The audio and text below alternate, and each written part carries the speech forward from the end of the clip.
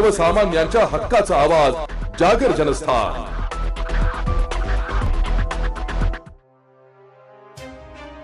शहरातील अवैध शस्त्रांच्या विक्रीवर लगाम घालत जिल्हा पेठ पोलिसांनी मोठी कारवाई करत शस्त्र विक्री करणाऱ्या टोळीचा पर्दाफाश केलाय।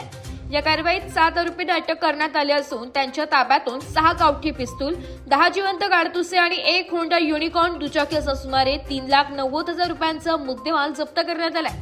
याबाबत जिल्हा पेठ पोलीस ठाण्यात CC-TNS क्रमांक 44/2026 नुसार शस्त्र अधिनियम 1959 च्या कलम 3 व 25 अंतर्गत गुन्हा दाखल करण्यात आलाय।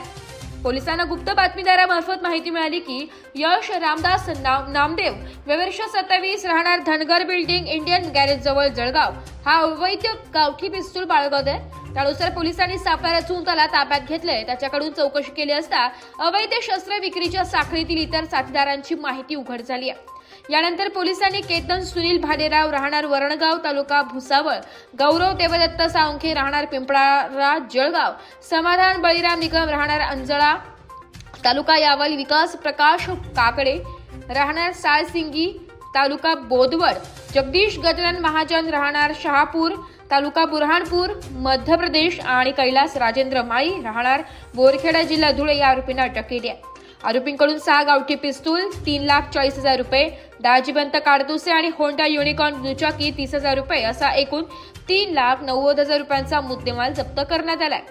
तपासात समाधान निकम हा चोपडा पोलीस ठाण्यातील खुनाच्या प्रयत्नाच्या गंभीर गुन्ह्यातील मुख्य आरोपी असल्याचं तसेच काही आरोपींवर विविध पोलीस ठाण्यांमध्ये गुन्हे दाखल असल्याचे उघड झाले। ही कारवाई पोलीस अधीक्षक doctor Maheshwar Reddy, upper police अधीक्षक अशोक नखाते आणि उपविभागीय पोलीस अधिकारी नितीन गणपुरे यांच्या मार्गदर्शनाखाली सहाय्यक पोलीस निरीक्षक अनिल वाघ व त्यांच्या पथकाने केली आहे। या प्रकरणाचा पुढील तपास पोलीस उपनिरीक्षक गोपाल देशमुख करीत आहे। जागर जनस्थानसाठी प्रतिनिधी फराज अहमद, जळगाव।